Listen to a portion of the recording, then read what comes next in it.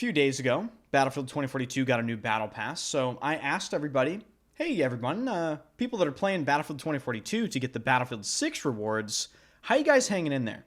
This is the first reply. I want to die. Okay. We're off to a good start. Ever been kicked in the balls? It's like that, but it's weird because I'm doing it to myself. Okay. So people are having a rough time grinding these unlocks. And for those of you that might not want to grind the unlocks because you only think it's a single item attached to each Battle Pass tier, each BF6 unlock has multiple items attached to it to bring the total amount of Battlefield 6 unlocks all the way up to 28. In this video, I'm going to try to make your Battlefield 2042 Battle Pass grind experience a little easier. It won't be easy because you're playing Battlefield 2042, and of course, well, nobody wants to do that. But it might be a little faster, let's put it that way. If you plan on following Battlefield 6 or anything Battlefield related, this is the channel for you. Be sure to subscribe to the channel, hit the like button, leave a comment about how your experience grinding this Battle Pass is going. I'm sure the comments will be great. Alright, so let's start going over some of these tips and just, in my experience, what I found to be very effective farming Battle Pass XP. Let's go over game modes first. Specifically, this weekly game mode right here, Iwo Jima Breakthrough. The reason why this is so good for XP gain is if you play attack, which is the US side, and you should go for attack, is most of the time the games are super long, so you get a bunch of crowded areas and a bunch of opportunities to just maximize that XP gain. So, Iwo Jima Breakthrough, specifically on attack, but also on defense. If your team gets to the last sector and holds them, that can be 10 minutes of gameplay right there. So, definitely try Iwo Jima Breakthrough. Another great one is Close Quarters Conquest with Haven, Stadium, and Redacted. Particularly Redacted for one of the strategies that I'm going to talk about a little later in this video. And then, of course, there's just the Breakthrough game mode in general. It's linear, the action is concentrated, and again, the games can be quite long, so you have a big opportunity to get a ton of XP. Taking a look here at the Battle Pass a little bit, we can see that we take a look at the level 30 reward here. You can see includes 4 items. Then again, the level 40 includes 4 items. The level, 49 includes 5 items. And then finally, level 60 includes 7 items. So this isn't just what you see here. You do get other things. Now, the missions are super important to leveling up your Battle Pass a lot more quickly. The great thing about this Battle Pass is, let's say you don't get a lot of time to game. These missions never disappear. So let's say you miss 3 weeks. You can go back and do all of these weekly missions, even if you didn't start it from the very beginning. That's really great. So week 1 missions, I've completed all of them. This one gave me the most trouble because I just found some games didn't actually last long enough for me to get 10 objectives captured or neutralized in a round. And I will show you guys a great portal server people have been setting up for this. Maybe I can find one right now. So if you go to portal, you go to browse. Yeah, right here. 25,000 XP, EXP boost, heli capture. Let's see if I can join it. So the way this is set up is, if you remember, God, what's the game mode called? Air Superiority, I believe, in previous Battlefield games, with the blimps that fly around in the air and you can just capture them. Look at this. So you can spawn a vehicle and you can go in here and you can do this objective mission if you just play Ring Around the Rosie, basically. And you can just go in here and then, you know, wait for the other helicopters to leave, capture this objective, neutralize, capture, and then it's basically just follow the leader, you know. The enemy team captures the objectives in front of you, and then you recapture it behind them. And that is how this mission is easily completed.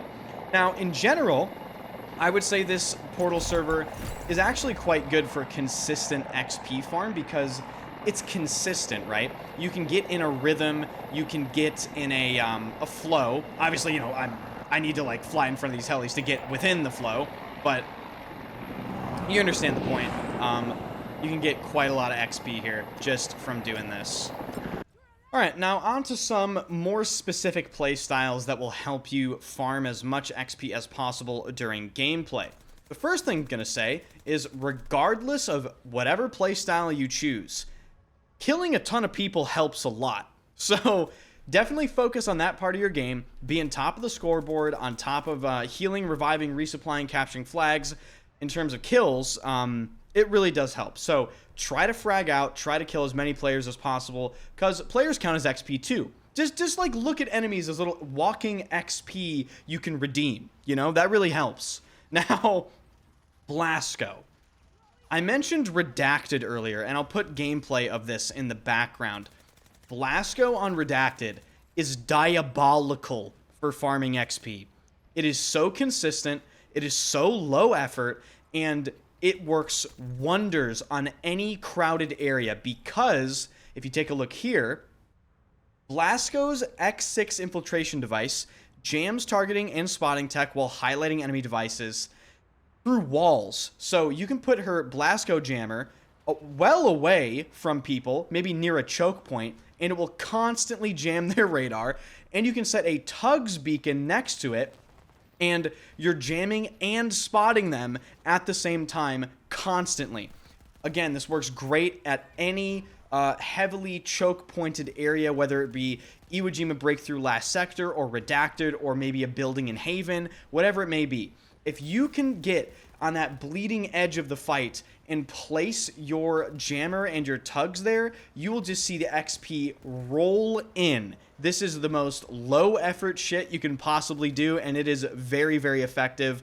I'll put a screenshot here. I almost got 200 assists in one Redacted game, and I've seen people get almost 300 assists. So this is definitely one of the most consistent ways to farm XP.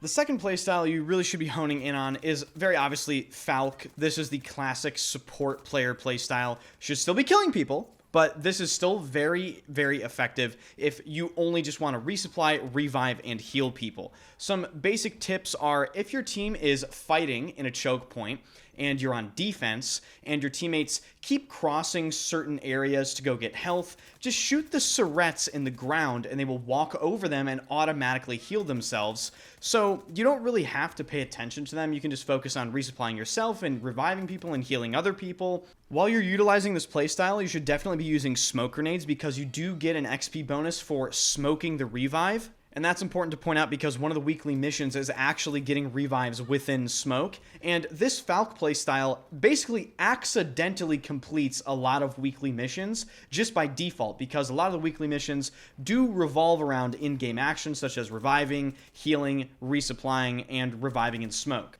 Now, the Blasco and Falck playstyle are definitely, in my opinion, the most effective XP farming playstyles that I currently know of. However, there's some honorable mentions.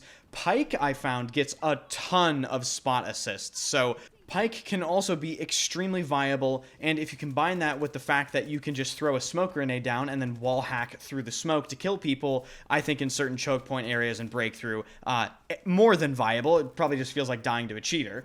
And lastly, for those of you that maybe aren't good at killing people whatsoever, but you still want to farm a bunch of spot assists to just get that ribbon and a bunch of XP, flying Casper's spot drone around for the entirety of the game actually nets you a ton of spot assists and ribbons as well. Not as many as the Blasco playstyle or even the Pike playstyle, but it is still worth mentioning. And that's pretty much it. I mean, past that, it's just trying to play your best and perform at the highest level you possibly can just to get as much XP per game as possible.